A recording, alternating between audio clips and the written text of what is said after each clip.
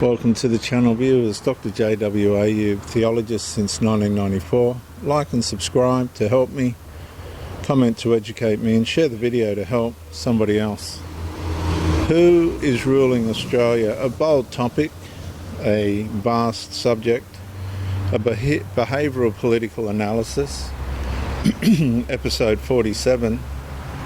When Australians started realising the establishment feared morally grounded citizens. I'm going to read that again. When Australians started realising the establishment feared morally grounded citizens. In episode 46, I examined lawful courage returning beneath sovereign, divine sovereign restraint, constitutional order, and disciplined conscience. And this episode advances the constitutional conflict further. Establishments increasingly struggling against citizens who remain morally grounded outside institutional psychological management.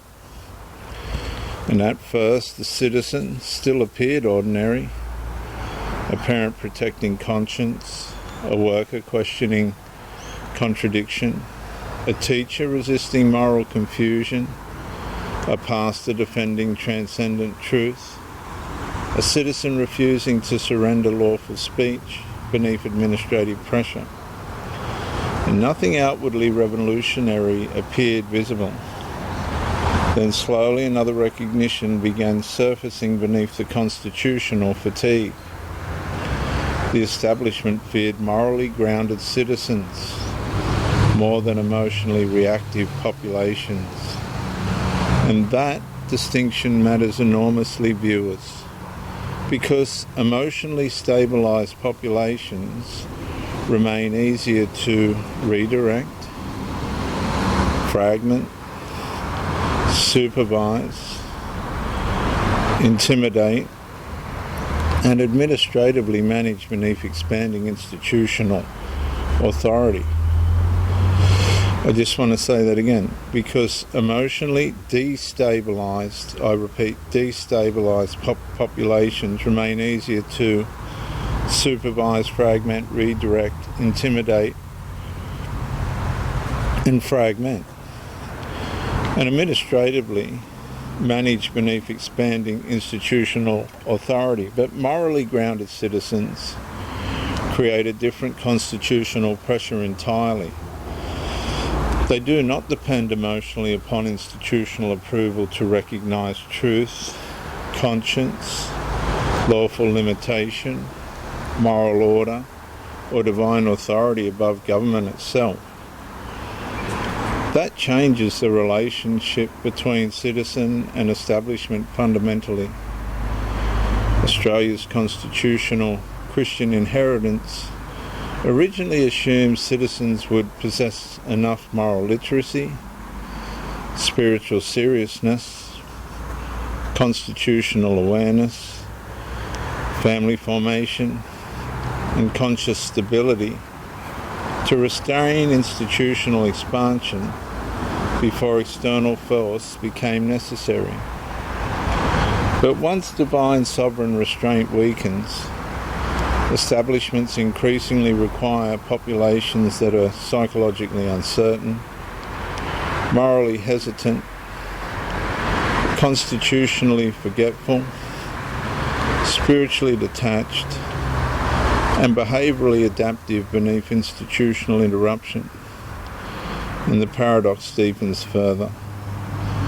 Institutions continue speaking empowerment, democratic participation, diversity, inclusion, and public well-being, while increasingly reacting defensively towards citizens who speak with moral clarity, reject administratively manufactured reality, defend conscious publicly, maintain transcendent moral reference points, and lawfully resist psychological absorption beneath institutional authority. And that reaction reveals something deeper.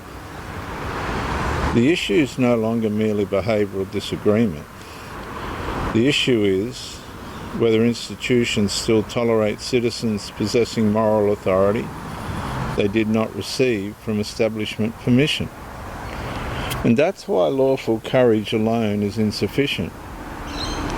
Courage must remain morally restrained, spiritually grounded, constitutionally literate, and behaviourally disciplined, and consciously subordinate to divine sovereignty above human appetite, outrage, or ideological revenge.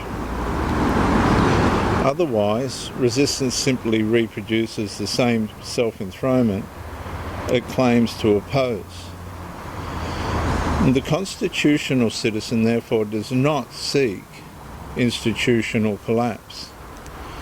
The citizen seeks restoration of lawful restraint, justice beneath transcendent truth, conscious protected from psychological governance, and establishment order re-subordinated beneath moral limits it was never authorised to exceed. And that lawful posture becomes increasingly difficult for expanding systems to absorb psychologically. The issue confronting Australia is therefore no longer simply whether freedom remains legally visible. The deeper issue is whether citizens remain morally formed enough to stand truthfully before institutions increasingly uncomfortable with authority existing outside establishment interpretation itself. And somewhere beneath the institutional pressure, another truth steadily emerges. A civilization, Australia begins